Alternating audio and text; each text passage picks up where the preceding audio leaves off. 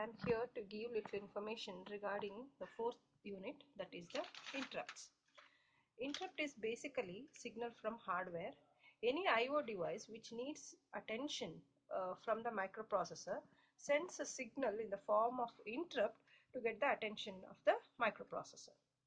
For example, serial port needs MUPI's attention, maybe to read the information that is available on the serial port, and it wants it to get stored in the microprocessor. In that case, this serial port chip asserts a pin that is being connected to MUPI whenever it wants its attention. So an hardware engineer does this connection, that is connecting the chip to the input of the microprocessor, and that we call it as the interrupt request or IRQ.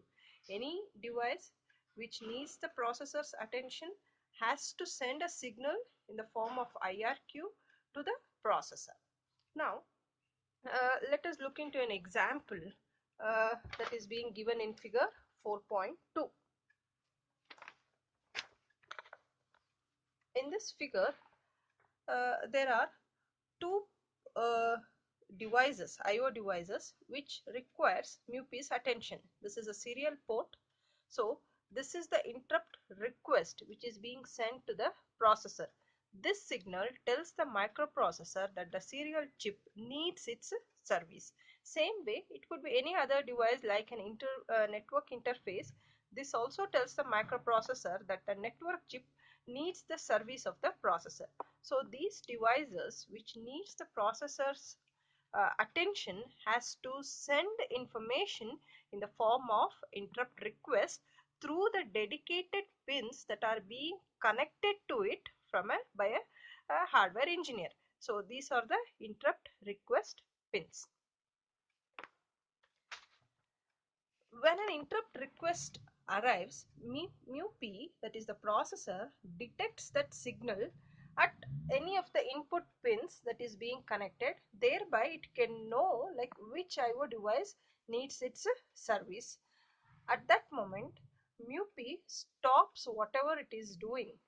So the main task, usually it is being referred to as the task code. It stops the task code, okay, then saves the address of the next instruction from where it has to begin after servicing the interrupt.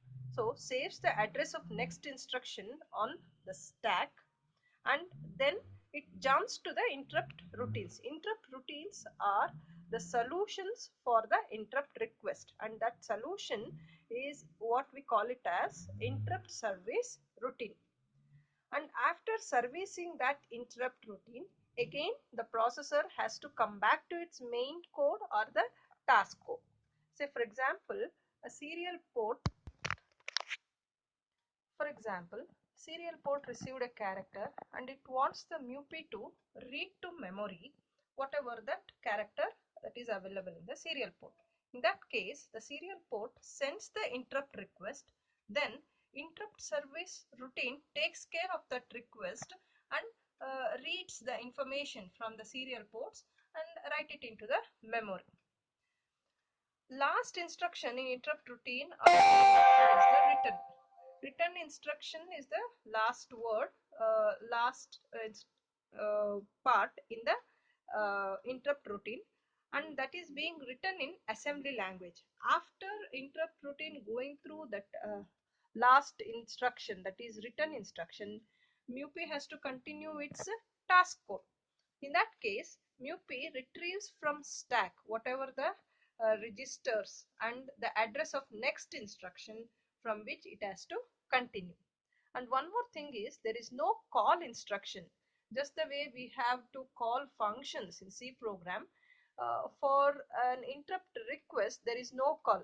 MUPI will automatically do that for interrupt requests. Now there is an example for the interrupt routines. Here is